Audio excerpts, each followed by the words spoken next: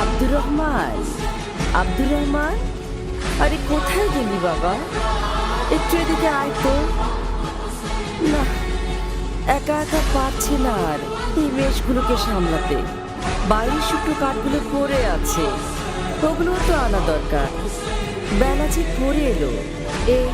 এই তো আম্মা, দিন, আমাকে দিন।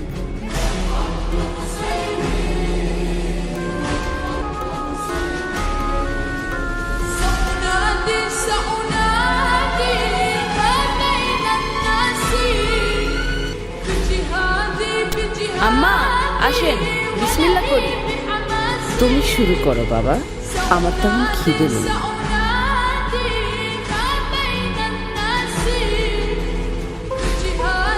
ওটাতে কি রেখেছেন আম্মা?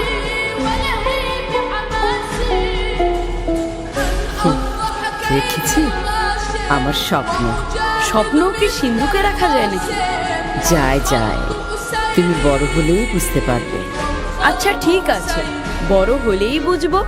এবার আসুন, আমাকে খাইয়ে দিন। পাগল ছেলে আমার, বড় আর হবি কবে?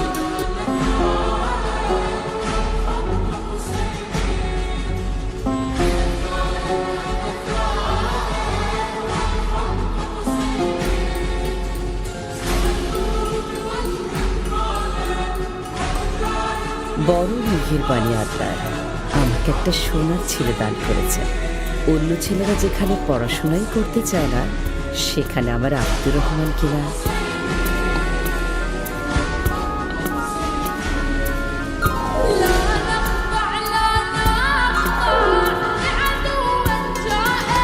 আম্মা আমি তৈরি, আমাকে দোয়া করে দিন। এসো বাবা, আল্লাহর রহমত সবসময় তোমার উপর ছায়া হয়ে থাকুক। আমিন। এই জামাটা পরে নাও, এর আস্তিনের নিচে 40টি স্বর্ণ মুদ্রা সেলাই করে দিয়েছি। আল্লাহ এইটুকু তৌফিকই দিয়েছেন, সাবধানে রেখো। অনেক শুকরিয়া আম্মা। আর হ্যাঁ, আমার শরীরটা ভালো যাচ্ছে না, কিয়ামতের আগে আর দেখা নাও হতে পারে। তোমার প্রতি আমার শেষ উপদেশ, কখনো মিথ্যে বলবে না। বিপদ এলে আল্লাহর উপরেই ভরসা করবে, কখনো মিথ্যার আশ্রয় নেবে না।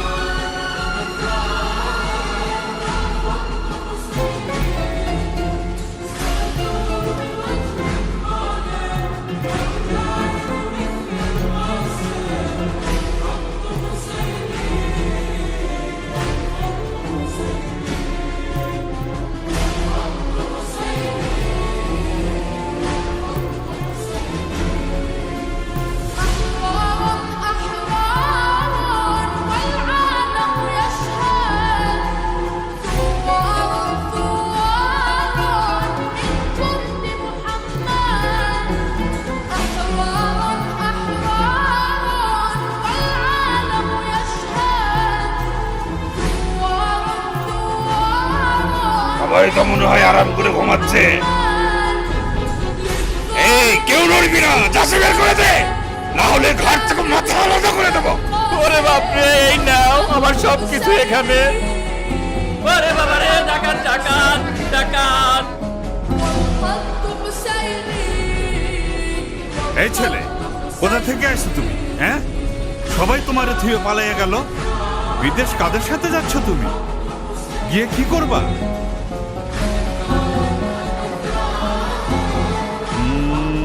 বোবা নাকি ছেলেটা? কথা কয় না দেখি। বাদ দেন, ছোট ছেলে, ওর কাছে কিছুই নাই। আরে কথা বলবি নাকি জিব্বা কেটে ফেলবো? জিজ্ঞেস করি কোথায় যাস? বাগদাদ। হ্যাঁ, ফকিন্নির ছেলে আবার বাগদাদ যায় কেন? কি পড়াশোনা করতে, না ফোরাতে ডুবে মরতে? পড়াশোনা করতে। পড়াশোনা করতে? তা খালি হাত পা নিয়ে গেলেই পড়াশোনা হবে? বাড়তি পুঁতি কিছু লগে আছে, না বাগদাদের রাস্তা ঝাড়ু দিয়েই খাইবা? ওকে ভালো করে চেক করেন, খালি হাতে তো আর কেউ বিদেশ যায় না।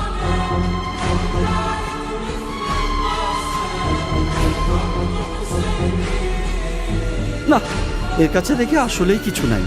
বুঝছি, আসলেই ফকুন্নির ছেলে। না, আমার আম্মা আমাকে যথাযথ খরচ দিয়েই কাফেলায় পাঠিয়েছেন। ও তাই নাকি? তা সেগুলো কোথায়? এরে সর্দারের কাছে নিয়ে চল। তাই চলেন।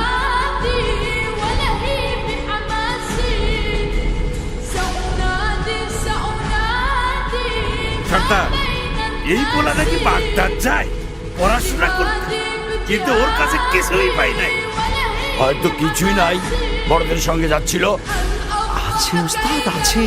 ও নিজে বলছে ওর কাছে অনেকগুলো স্বর্ণমুদ্রা আছে।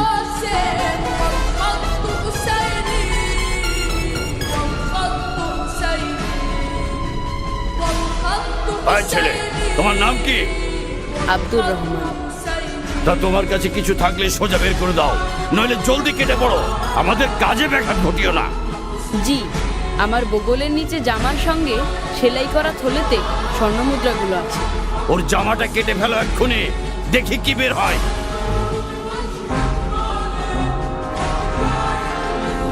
পেয়েছি সর্দার, 40টা খাঁটি স্বর্ণের মুদ্রা।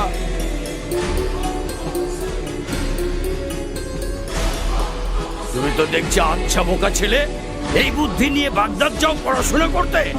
তুমি না বললে তো কেউ জানতেই পারতাম না যে তোমার কাছে এত মূল্যবান সম্পদ আছে। আমার লোকেরা তো তোমার শরীর ঘেটেও কিছু পায়নি। তুমি ইচ্ছে করলে আমাদেরকে ধোকা দিতে পারতে, তাতে তোমার এই সম্পদগুলো তোমারই থাকতো। কিন্তু সেটা না করে গোপন জিনিসটি প্রকাশ করলে কেন? কারণ আমি আল্লাহকে ভয় করি, সেই সাথে আমার আম্মার উপদেশ যেন কখনো মিথ্যা না বলি। বিপদে পড়লে যেন আল্লাহরই আশ্রয় চাই, মিথ্যার নয়। কি বললে তুমি? আমার উপদেশ? বিপদও মিথ্যে বলা যাবে না। না, কারণ আল্লাহ যদি ইচ্ছা না করেন তাহলে মিথ্যা বলেও আমি রেহাই পাবো না। তাই আমি তার কাছেই নিজেকে সঁপে দিয়েছি, মিথ্যার কাছে নয়, তোমাদের কাছে নয়। আর আমাদের নবী বলেছেন, মিথ্যা হলো সকল গুনার মা। মিথ্যাবাদীকে আল্লাহ কখনো ভালোবাসেন না। সামান্য এক বাক্য মিথ্যায় তুমি তোমার কষ্টের জমানো সম্পদটুকু রক্ষা করতে পারতে। আমি বরং তার চেয়ে বড় সম্পদ রক্ষা করেছি, সেটি হলো সত্য, মহান আল্লাহর হুকুম আর আমার মায়ের উপদেশ। স্বর্ণমুদ্রার জন্য আমার কোনো আফসোস নেই। সত্যের চর্চায় এতটাই নির্ভীক এই বালক, এই সাহস, এই ভরসা সে কোথা থেকে পেল? কত বড় সাহস! সর্দারের মুখে মুখে কথা! তোর ঘর থেকে মাথাটা নামিয়ে দেবো। থামো! কাল কিয়ামতে মহান রবের সামনে আমাকে মিথ্যাবাদী হিসেবে দাঁড়াতে হবে না। এর চেয়ে খুশির সংবাদ আর কি হতে পারে?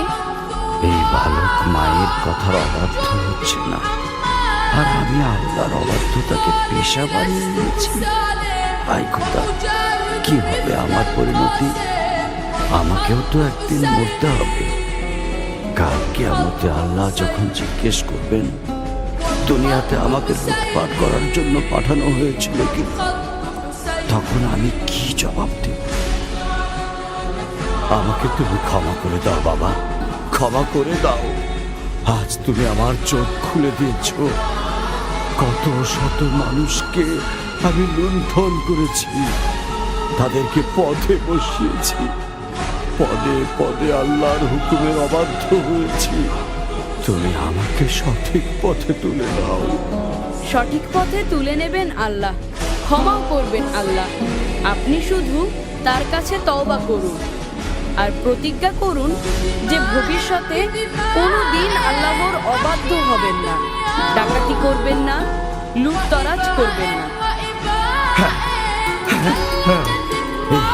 এই আমি তওবা করছি, আর কোনোদিন পাপ কাজে নিজেকে নিয়োজিত করি।